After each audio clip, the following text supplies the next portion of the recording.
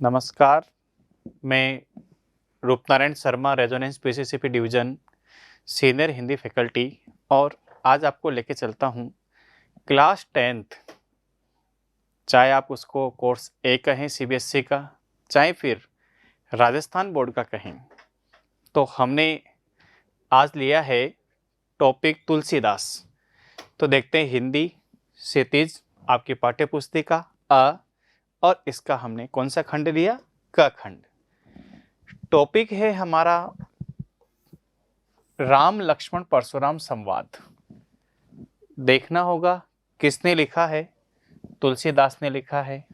बिल्कुल। सबसे पहले हम तुलसीदास जी का जीवन परिचय देखते हैं कि गोस्वामी तुलसीदास जी के जन्म एवं स्थान के संबंध में विद्वानों के मतभेद है। क्यों मतभेद है? क्योंकि कुछ मानते हैं कि इनका जन्म कहाँ हुआ, दूसरे कहते हैं कि नहीं या नहीं वहां पे हुआ। तो देखते हैं, परंतु अधिकांश विद्वान इनका जन्म 1532 सोरो गांव पड़ता है यूपी में, मानते हैं। इनके पिता माता का नाम आत्माराम दुबे और हुलसीबाई था। इनके बचपन काफी कष्टपूर्ण था। बचपन में ही ये अपने माता पिता से बिछड़ गए थे। इनके गुरु नरहरिदास, ये भी आपको ध्यान रखना है, कौन थे? नरहरिदास। इनका विवाह रत्नावली से हुआ, जिन्होंने इनका जीवन राम भक्ति की ओर मोड़ने में सफल प्रयास किए। बिल्कुल समझ में आ गया। आगे चलते हैं। इनके ग्रंथ रामचरितमानस में इन्होंने समस्त पारिवारिक संबंधों, राजनीतिक, धर्म, सामाजिक व्यवस्थाओं से बड़ा ही सुंदर उल्लेख किया है। रामचरितमानस के अतिरिक्त इनके अन्य ग्रंथ विनय पत्रिका, दोहावली, कवितावली, गीतावली इत्यादि है। इनको भी आपको ध्यान रखना है। तुलसीदास जी की काव्य भाषा कौन सी रही? अवधी। यदि काव्य भाषा अवधी न हो तो फिर ब्रज, क्योंकि इन्होंने सबसे ज्यादा काव्य लिखा है अवधी में और इसके बाद लिखा है ब्रज में। यह समझ में आ गया आपको? अवधी के अतिरिक्त ब्रज भाषा का प्रयोग भी इनकी साहित्यिक प्रचुरता में मिलता है। ये प्रभु श्री राम के परम उपासक थे। सन 1623 में इन्होंने काशी में देह त्याग दिया, यानी शरीर छोड़ दिया, मृत्यु हो गई। चले आगे। अब बी वाला लेते हैं, राम लक्ष्मण परशुराम संवाद। क्या है इसमें कि राम लक्ष्मण परशुराम संवाद रामचरितमानस से लिया गया है। कहां से लिया गया है? रामचरितमानस से, जो कि सीता जी के स्वयंवर के समय का है। श्री राम शिव जी के धनुष उठाकर उसे तोड़ देते हैं तो सारे संसार में इस बात की चर्चा आग की तरह फैल जाती है। जब यह बात परशुराम जी के कानों तक जाती है और उन्हें पता चलता है तो उनके गुरुदेव शिव जी के धनुष किसी ने तोड़ दिया है तो वे अपने आपे से बाहर हो जाते हैं। वो धनुष तोड़ने वाले व्यक्ति का वध करने के लिए सीता जी के स्वयंवर वाली सभा में आ जाते हैं। उनके बाद राम लक्ष्मण परशुराम जी के बीच जो बात होती है उसका वर्णन यहां पर दिया हुआ है। देखते हैं बच्चों कुछ अंशों के माध्यम से। पहला, नाथ संबुधनु भंज निहारा, हो यही क्यों एक दास तुम्हारा। आय सुकाह कहिए कि न मोही, सुनी रिसाए बोले मुनि को ही। सेवक सो जो करे सेवकारी, अरे अरे करनी करी करही लड़ाई। हाँ, भावार्थ देखें आप इसका। इन पंक्तियों में श्री राम परशुराम जी से कह रहे हैं कि हे नाथ, शिव जी के धनुष को तोड़ने की शक्ति तो केवल आपके ही दास में हो सकती है, इसलिए आपका कोई दास ही होगा जिसने धनुष को तोड़ा होगा। क्या आज्ञा है, मुझे आदेश दें। यह सुनकर परशुराम जी और क्रोधित हो जाते हैं और कहते हैं कि सेवक वही हो सकता है जो सेवकों जैसा काम करे। यह धनुष तोड़कर उसने शत्रुता का काम किया है और इसका परिणाम क्या है? युद्ध है। किसने कहा? परशुराम जी ने। उसने इस धनुष को तोड़कर मुझे युद्ध के लिए ललकारा है, इसलिए वो मेरे सामने आए। आगे चले बच्चों, सेकंड वाला देखो आप। सुनहु राम जेहि शिव धनु तोरा, सहस बाहु सम सो रिपु मोरा, सो बिल गाओ बिहाई समाजा, न त मारे जही सब राजा। हाँ, सुनि मुनि बचन लखन मुस्काने, और सुनि मुनि बचन लखन मुस्काने, बोले पर सुध ही अवमाने, यही धनु पर ममता के ही हेतु, सुनि रिसाए कह भृगुकुल केतु। अर्थ देखो आप इसका, भावार्थ देखते हैं। परशुराम जी श्री राम जी से कहते हैं कि जिसने भी शिव जी के धनुष को तोड़ा है वह इस स्वयंवर को छोड़कर अलग खड़ा हो जाए, नहीं तो इस दरबार में उपस्थित सारे राजाओं को अपनी जान से हाथ धोना पड़ सकता है। परशुराम जी के क्रोध से भरे स्वर को सुनकर लक्ष्मण जी उनका मजाक उड़ाते हुए कहते हैं कि हे मुनीश्वर, हमने बचपन में ऐसे कई धनुष तोड़ चुके हैं, तब तो आपने क्रोध नहीं हुए, परंतु यह धनुष आपको इतना प्रिय क्यों है जो इसके टूट जाने पर आप इतना क्रोध हो रहे हैं, और जिसने ये धनुष तोड़ा है उससे युद्ध करने के लिए तैयार हो गए। आगे चले बच्चों, ये हमने तीसरा वाला फिर लिया आपके लिए कि सुनी कटु वचन कुठार सुधारा, हाय हाय सब सभा पुकारी। अंत वाले पैराग्राफ पे चल गए अपन, दो पहले के लिए दो अंत के लिए। भृगुवर परसु दिखावहु मोही, विप्र विचारी बचो नृपद्रोही, मिले न कबहु सुभट रन गाड़े, द्विज देवता घर ही के बाड़े, अनुचित कही सब लोग पुकारे, रघुपति सही नहीं लखन निवारे। हाँ, चलें भावार्थ देखते हैं। लक्ष्मण जी के ये कठोर वचन सुनकर परशुराम जी अपने क्रोध की आग में जलने लगते हैं और अपने फरसे को पकड़कर आक्रमण की मुद्रा में आते हैं, जिसे देखकर दरबार में उपस्थित लोग हाय हाय करने लगते हैं। यह देखकर लक्ष्मण जी परशुराम से कहते हैं कि आप मुझे अपना फरसा दिखाकर भयभीत करना चाहते हैं, और मैं यहां आपको ब्राह्मण समझकर आपसे युद्ध नहीं करना चाहता। आगे चलें। ऐसा प्रतीत होता है कि मानो आपका अभी तक युद्ध भूमि में किसी प्रकार पराक्रम से पाला नहीं पड़ा है, इसलिए आप अपने आप को बहुत शूरवीर समझ रहे हैं। यह बात सुनकर दरबार में उपस्थित सारे लोग क्या कहने लगे? अनुचित है, अनुचित है, अनुचित है कहने लगते हैं। हाँ, और श्री राम जी अपनी आंखों के इशारे से चुप करा देते हैं। बच्चों, ये अंतिम फिर लेते हैं दो लाइन। हाँ, सबसे अंत वाली, लखन उतर आहुति सरिस, हाँ, भृगुवर कोप कृशानु, बढ़त देख जल सम वचन, बोले रघुकुल भानु। भावार्थ देखें आप। इस प्रकार लक्ष्मण जी द्वारा कहा गया प्रत्येक वचन आग में घी की आहुति के समान था, और परशुराम जी को अत्यंत क्रोधित होते देखकर श्री राम ने अपने शीतल वचनों से उनकी क्रोधाग्नि को शांत कर दिया। बिल्कुल हो गया। आगे चले अपन? यस, आगे चलते हैं। अब हमने ऑब्जेक्टिव टाइप के कुछ क्वेश्चन प्रैक्टिस के लिए रखे, तो देखते हैं। अभ्यास प्रश्नों की ओर आते हैं। क्वेश्चन नंबर 1, किसके कहने पर परशुराम ने अपनी माता का वध कर दिया था? हाँ, गुरु के कहने पर हो जाएगा।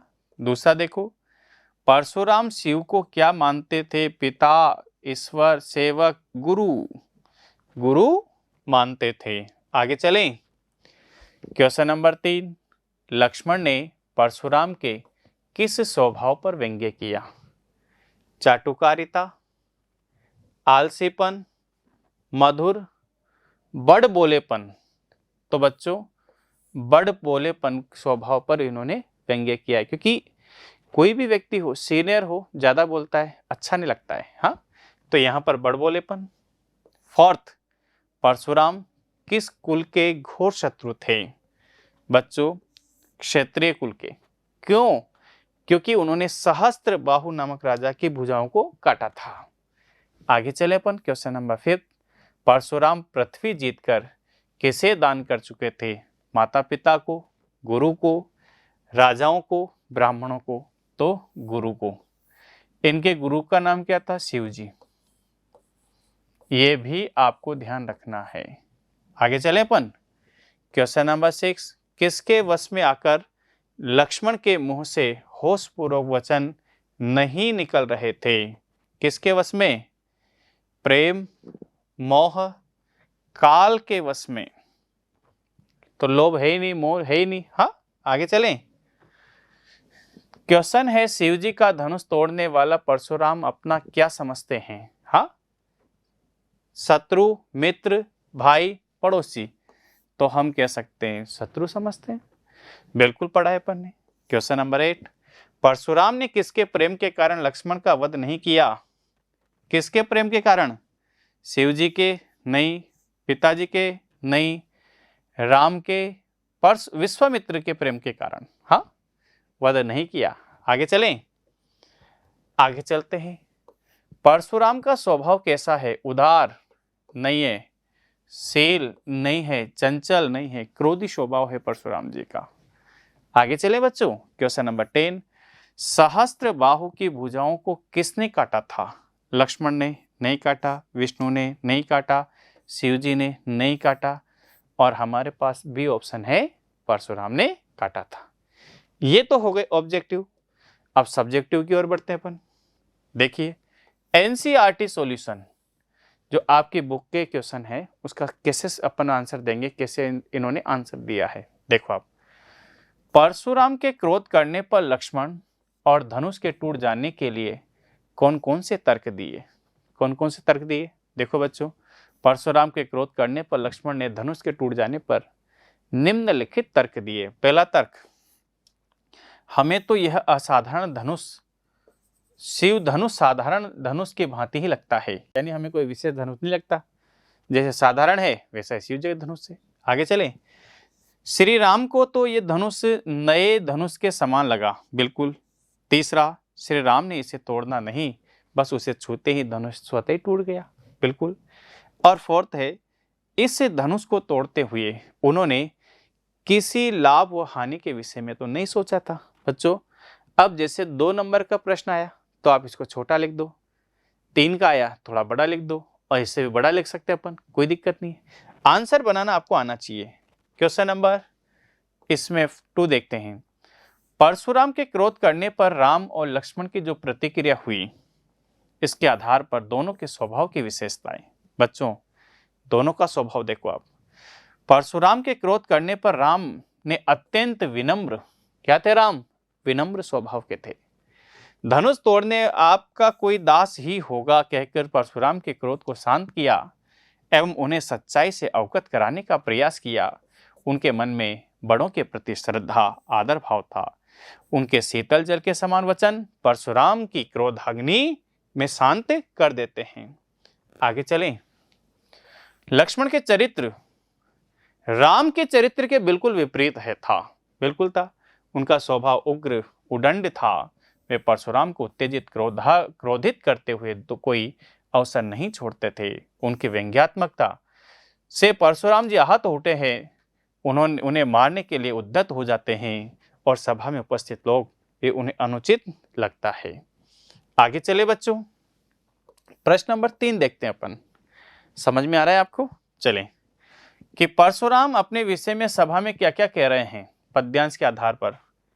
देखो आप, बाल ब्रह्मचारी अति कोही, विश्व विदित क्षत्रिय कुलद्रोही, भुजबल भूमि भूप बिनुकीनी, विपुल बार महि देवन दीनी, सहस बाहु भुज छेद निहारा। हाँ, परसु बिलो की महीप कुमारा, मातु पितई जनि सोच बस, करसि महिष किशोर, अरब हके गर्भ हके अरबक दलन, परसु मोर अति घोर। हाँ, तो हम इसका देखो, परशुराम ने अपने बारे में कहा कि मैं बचपन से ही बाल ब्रह्मचर्य का पालन करता आया हूं, मेरा स्वभाव अत्यंत क्रोधी है, मैं क्षत्रियों का विनाश करने वाला हूं, यह सारा संसार जानता है। मैंने अपने भुजाओं के बल पर पृथ्वी को अनेक बार जीतकर ब्राह्मणों को दे दिया। सहस्र बाहु की भुजाओं को काटने वाले इस परसे के भय से गर्भवती स्त्री के गर्भ तक गिर जाते हैं। इस परसे में मैं तुम्हारा वध कर सकता हूं। आगे चलें।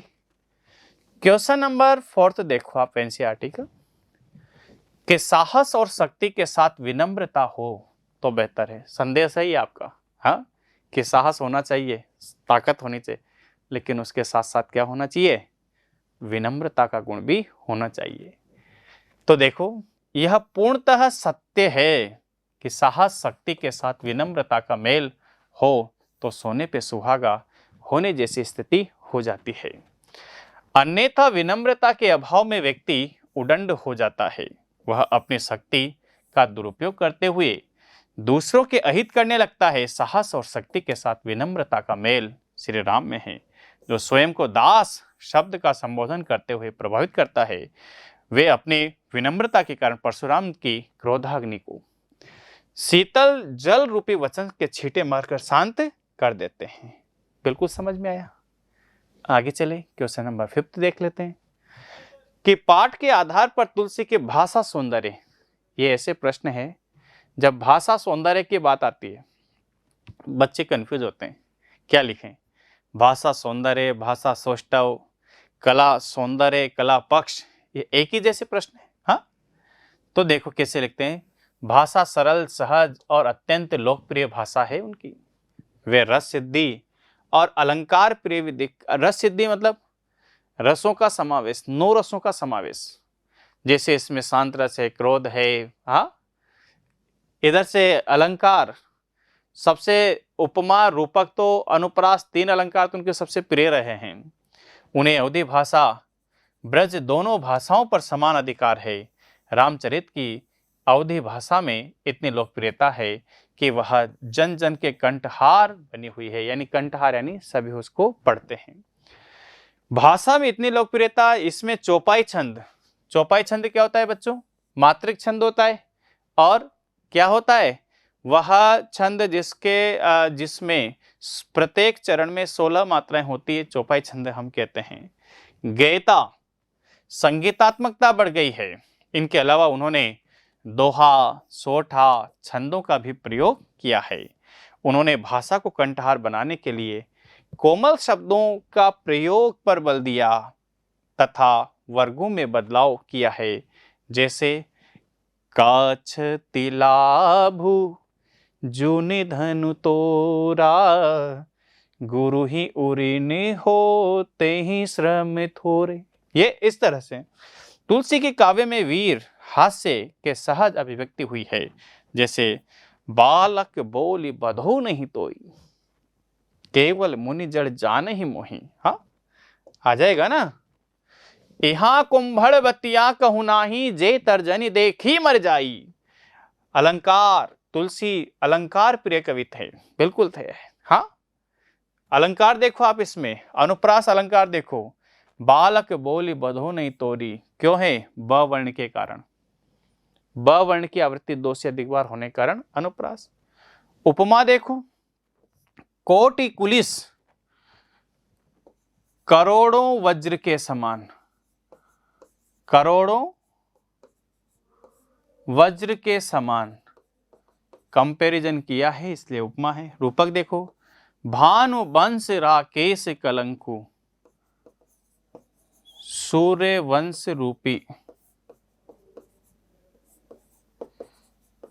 चंद्रमा पर कलंक के समान हो, ऐसा कहना चाहते हैं।